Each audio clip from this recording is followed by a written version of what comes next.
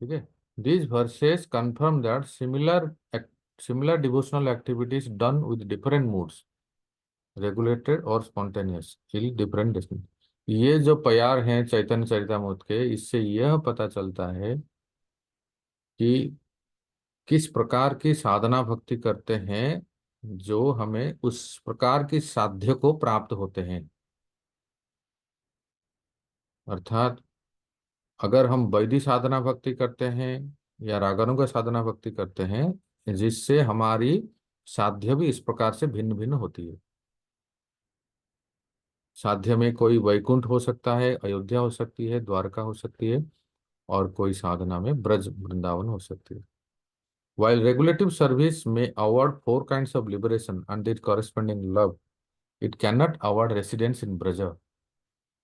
जो साधना भक्ति से, वैदिक साधना भक्ति करके हम चार प्रकार के मुक्ति प्राप्त कर सकते हैं, जिससे हम वैकुंठ धाम में, वैकुंठ धाम को प्राप्त करते हैं, परंतु उसके द्वारा हम ब्रज भक्ति गोलोक वृंदावन धाम को प्राप्त नहीं कर सकते और ब्रजवासियों की तरह उस प्रेम को आस्वादन नहीं कर सकते।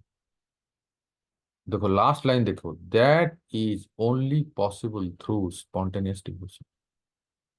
वो केवल और केवल रागानुगा साधना भक्ति से ही संभव है। ठीक है, आप समझ पा रहे हैं ना? अभी जो हमने पढ़ा, अभी जो हमने अभी तक सुना, आपको समझ में आया या इसमें कोई प्रश्न है? पूछिए तो।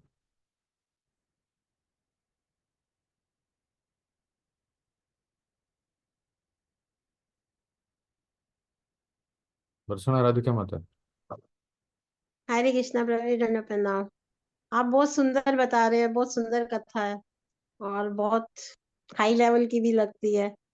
लेकिन मेरा प्रश्न ये आ रहा है कि हम अपने अनर्था निवृत्ति से ही ऊपर उठ नहीं पाते, लगता है उसी में ही लगे रह जाते हैं। तो निष्ठा का स्तर कब आएगा? रुचि आसक्ति भाव तो बहुत दूर की बात है, तो लगता है वो बहुत गाड़ी दूर है। तो मतलब कब आएगा वो निष्ठा का स्तर? हरि नाम जपने का प्रयास करते हैं, रिस्पेक्ट रेगुलेटेड और वो भी सब करते हैं, प्रयास तो सब करते हैं, लेकिन फिर भी अनर्थ निवृत्ति से ही नहीं उठ पाते। तो क्या किया जाए, कैसे किया जाए कुछ? कब हमें पता चलेगा कि कहाँ आगे बढ़ रहे हैं और स्वरूप का ज्ञान होगा? मतलब सुन सुन के उत्कंठा होती है कि कम से क्या कम करें। एक तो अच्छी बात है, वर्षना राधिका माता जैसे कह रही है, एक लोभ होता है ना, एक उत्कंठा होती है कि आखिर कब पता चलेगा।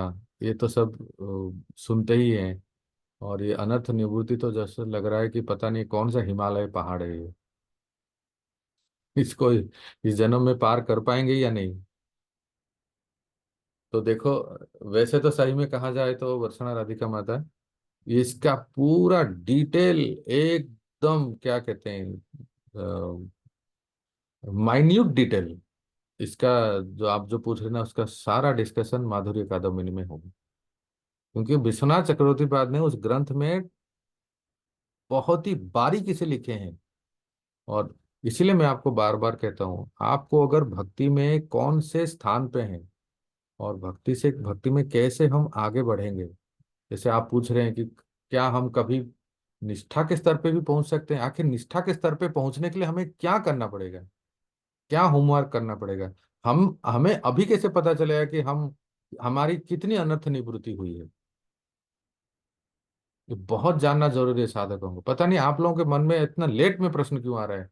मैं अपने बारे में कर रहा हूँ, सही में भक्ति में आने के 5 साल के बाद मेरे ये प्रश्न मेरे दिमाग में सब घूम रहे थे। जैसे जैसे मैं कथाएं सुनते रहा, जैसे जैसे मैं भक्तों का संग करता, जैसे जैसे मैं मंदिर में क्लास अटेंड किया और साधन भजन किया, तो 4-5 साल में ही ये सब प्रश्न आने लगे। तो मैं कई भक्तों को पूछते रहे, आखिर पता कैसे चले कि हम कितना प्रगति किए हैं, पता कैसे चले कि हम भक्ति में कौन से स्तर पे हैं, और क्या कहाँ हम जाना है, कितने हमारा शुद्धिकरण हुई है। तब मुझे भक्तों के मार्गदर्शन से ये ग्रंथ मिला, विश्वनाथ चक्रवर्ती पाद के। और फिर वो पढ़ने के बाद कम से कम अवेयरनेस तो हो, कम से कम पता तो चले कि ये वास्तव में ये जो भक्ति मार्ग है, हम जो सोच रहे हैं कि हम अपने आप को पता नहीं क्या सोच रहे हैं वास्तव में रियलिटी कुछ है, ऐसा है क्या? ये जानना बहुत आवश्यक है। इसलिए आप सबसे मैं हाथ जोड़ के विनती करता हूँ। आज मैंने ग्रुप में एक वीडियो शेयर किया है। उस वीडियो को आप सब जितने यहाँ बैठे हैं, जितना जितने सब यहाँ क्लास में हैं, आपके जितने व्हाट्सएप ग्रुप है, जितने भी आपके डिवोशनल व्हाट्सएप ग्रुप है, कोई भी ग्रुप हो, तो उसमें आप उसको शेयर कीजिए और लोगों को कहिए कि ये बहुत ही अच्छा कोर्स होने जा रहा है, जिससे हमें, मैं आपको देना चाहता हूँ जो आप वर्षणा राधिका माता जी पूछ रही है, ये प्रश्न सबका होना चाहिए। और सबके मन में प्रश्न हो कि आखिर हम कैसे पता करें कि हमारी स्वरूप क्या है। किसको अच्छा नहीं लगता जानने के लिए हमारा भगवान से कैसा संबंध है? क्या कब कब तक इस संसार में बस उसी शरीर और संसार के चक्कर में पड़े रहेंगे? नाम कर रहे हैं, बस भक्ति भक्ति का नाम कर रहे हैं, एक एक एक आभास कर रहे हैं, भक्ति का आभास। और कहाँ से भक्ति शुरू हुई है? ये जब तक हम खुद को एक्सप्लोर नहीं करेंगे, जानेंगे नहीं, तो हम प्रोग्रेस नहीं कर पाएंगे। और कभी कब ऐसा भी होगा कि हम बस सोच रहे हैं कि हमने बहुत प्रगति की है, और फिर कभी जान छूट जाएगी और शरीर भी छूट जाएगा। तो अवश्य आप सब भक्तों से मेरा विनती है, आप लोग कृपया कोर्स में ज्वाइन करें और उसको शेयर कीजिए, ताकि ये जो हम लोग जो ये बहुत ही गूह्य ज्ञान है, इसको हम ज्यादा से ज्यादा लोगों को बता पाए। ठीक है वर्षणा राधिका माता? प्रभु जी, 2 प्रश्न और आ गए हैं आप। हाँ हाँ बोलिए। पहले तो ये बताइए आपने मदर अकादमी में ज्वाइन किया एक है सेकेंड बताइए। वर्षणा आवाज नहीं आ राधिका रही। माता, आपकी अनम्यूट कीजिए, म्यूट कीजिए। हेमरूप राधा माता कुछ कह रहे हैं। मैं पूछ रही हूँ माता जी को कि उन्होंने मदर अकादमी के लिए रजिस्टर किया कि नहीं, वो पहले बताइए। मतलब मैं 500% करूंगी। मैं थोड़ा बिजी चल रही हूँ, मेरे बेटे की शादी है और मैं उसी में लगी हुई हूँ। और थोड़ा इधर बुक डिस्ट्रीब्यूशन, संकीर्तन, मैं 100% ज्वाइन करूंगी माता जी, उसमें तो कोई सेकंड थॉट है ही नहीं। और जय जय हरि बोल। हम्म, प्रभु जी, मैं अब ये पूछना चाहती थी, मेरा प्रश्न ये आ रहा था कि आपने माधुरी कादम्बरी पढ़ी, आपको इतना समय हो गया और 5 साल के बाद ही आपको प्रश्न आना शुरू हो गया। तो अब आप क्या कुछ उसको जान पाए हैं? तो प्लीज रिवील करिए। एक प्रश्न मेरा ये है, नाम आभास की क्या अवस्था होगी? कि क्या हम नाम अपराध ही करते रह जाएंगे या नाम आभास पे कब आएंगे? मतलब वो नाम आभास कैसे होगा, क्या होगा, कैसे होगा, वो ये उसके बारे में भी मुझे जानना है। वर्षणा राधिका माता, आप बहुत चतुर हैं। तो अच्छा अच्छा महाप्रभु जैसे रामानंद राय को कहते हैं, हे रामानंद, चतुराई छोड़ो। तो हे वर्षणा राधिका देवी, चतुराई छोड़िए। परंतु नहीं, नहीं प्रभु जी, that is not possible for me. मैं तो जो मन में आता है वो बोल देती हूँ। अच्छा सुनिए, आपने बहुत अच्छा प्रश्न पूछा। ये जो नाम जप करते हैं ना हम, वो जिस तरह से करते हैं, जैसे भी करते हैं, इसका क्वालिटी क्या है, इसको क्या कहेंगे हम?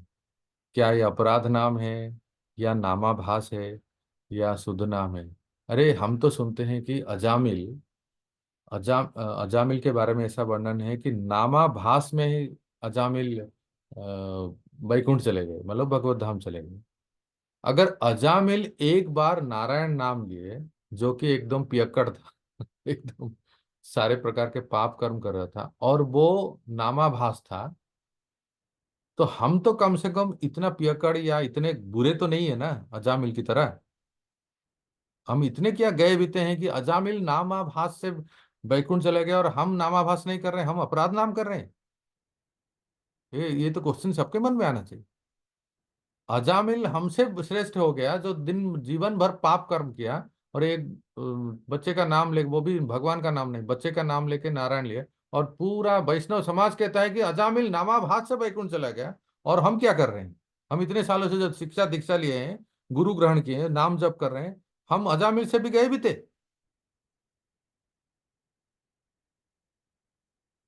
तो यही है वर्षणा राधिका माता, नामाभास कई प्रकार के हैं।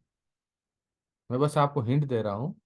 छाया नामाभास, प्रतिबिंब नामाभास, अशुद्ध नामाभास इत्यादि कई प्रकार के नामाभास हैं, जिसका डिस्कशन हम सुनेंगे इसी क्लास में, जिसको कहते हैं हरिनाम चिंतामणि,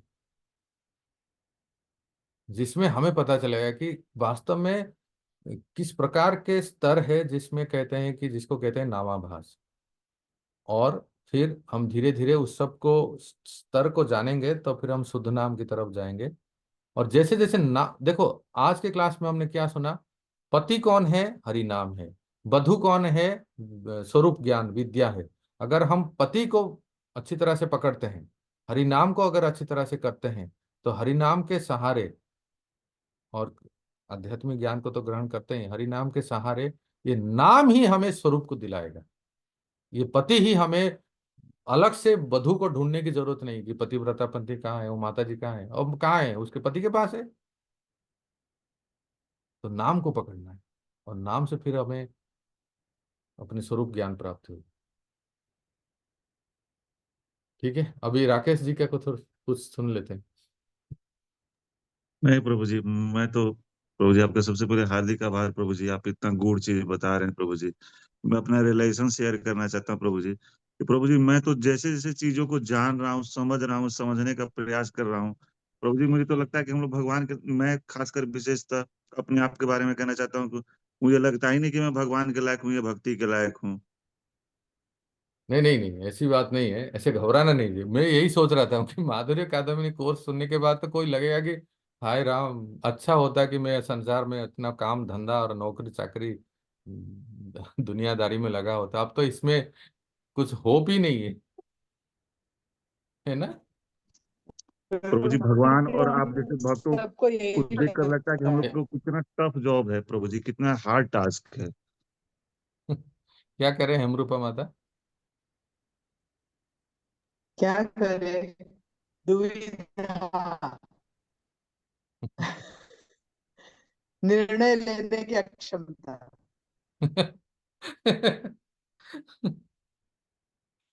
तो राकेश जी घबराइए मत।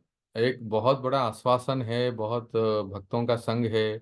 और जैसे जैसे हम गहराई में जाते हैं, तो हमें एक एक प्रेरणा भी मिलता है, एक आश्वासन, एक उत्साह भी मिलता है कि कैसे हम प्राप्त कर सकते हैं। आपने ही तो पढ़ा है भक्ति रसामृत सिंधु के भाव भक्ति के 9 लक्षण में, एक लक्षण कहते हैं कि आशाबंध जी समुत्कंठा। भक्त को हमेशा आशावादी होना है। क्या? हम होंगे कामयाब एक दिन। प्रभु जी, उम्मीद तो है ही, आशा भी है, आप जैसे भक्तों का साथ और गुरु की कृपा से प्रभु जी, यही दो भरोसे हैं जो हम लोग को शक्ति प्रदान करते हैं कि हमें हार नहीं माननी है। और इन्हीं पे भरोसा भी है प्रभु जी। और अपने आप को तो कहीं एग्जिस्टेंस लगता नहीं है ना कि हमारा कोई प्रयास या हमारी कोई देखो कोशिश राकेश बाबू, या। ये सामान्य दैन्यता रूप सनातन के पास भी था। रूप सनातन जब राम के लिए में महाप्रभु से मिले, दांत में तिनका लेके, आप समझ रहे हैं ना, दांत में तिनका लेके, दैनिक इतनी दैन्यता थी कि दंडवत प्रणाम करते हैं। कहाँ कौन कर रहे हैं?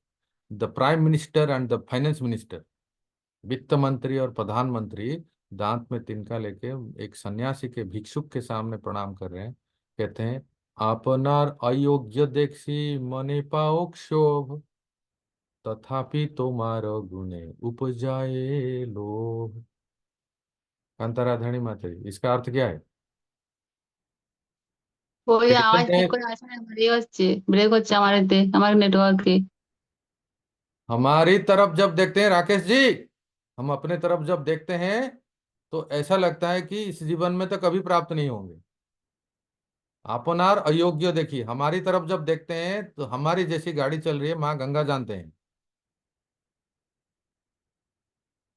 जब हमारी अपनी तरफ देखते हैं तो ऐसा लगता ही नहीं कि इस जीवन में मिलेंगे। पर तथापि तुम्हार गुणे उपजाए लोग, फिर भी जब आपकी तरफ देखते हैं, आप तो पतित पावन हैं। आप अगर मुझ जैसे पतित को उद्धार नहीं करेंगे तो आपको पतित पावन नाम सार्थक कैसे होगा? इसीलिए भक्त गौर निताई के चरणों में गाते हैं, पतित पावन है तू तब अवतार, मुसम पतित प्रभु न पाइबे आर, गौरांग करुणा कर दीनहीन जाने, मुसम पतित प्रभु नाही त्रिभुवने। जब तक भक्त दिल से ऐसे रोना नहीं होता है ना, रोते नहीं है गौर निताई के चरणों में, यही हमें अपना स्वरूप दिलाएंगे, यही हमें अपना लक्ष्य को प्राप्त कराएंगे, जो असाध्य को भी साध्य कराएंगे। जिसने कभी किसी युग में किसी भगवान ने नहीं दिया था, वो निताई गौर सुंदर आके सभी हम जैसे कीड़े मकोड़े इस कलयुग के तुच्छ जीव को, जो संसार के पचर में फंसे हैं, इनको हरिनाम के द्वारा हमें वो सुलभ कर दिए। इसलिए निताई गौर सुंदर के चरणों को कस के पकड़ना है।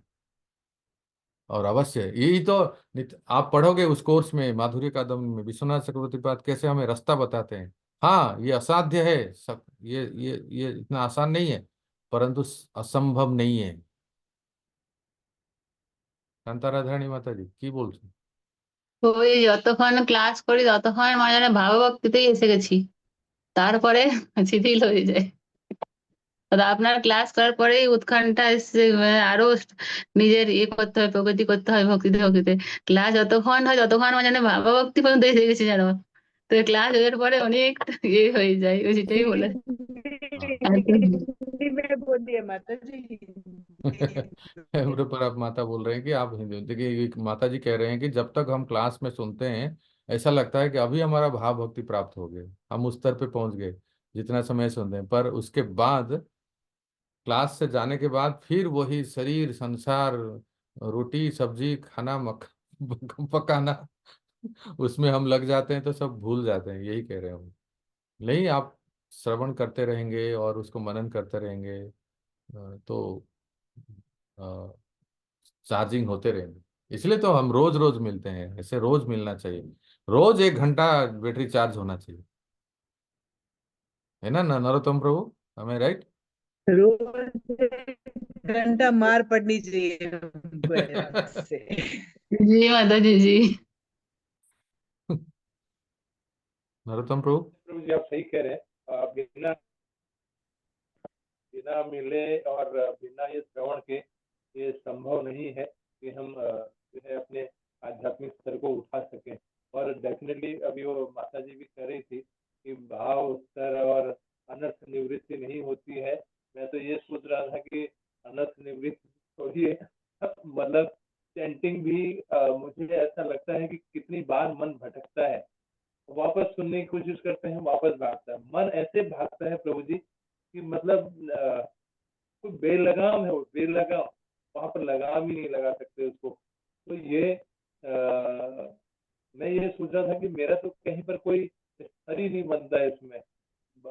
अनर्थ निवृत्ति तो आगे की बात है, बहुत आगे की बात है। मैं तो कहीं स्तर पे ही नहीं अपने आप को बिठा पा रहा हूँ। कुछ पेंटिंग का ऐसी परिस्थिति 2-4 फुट निकलना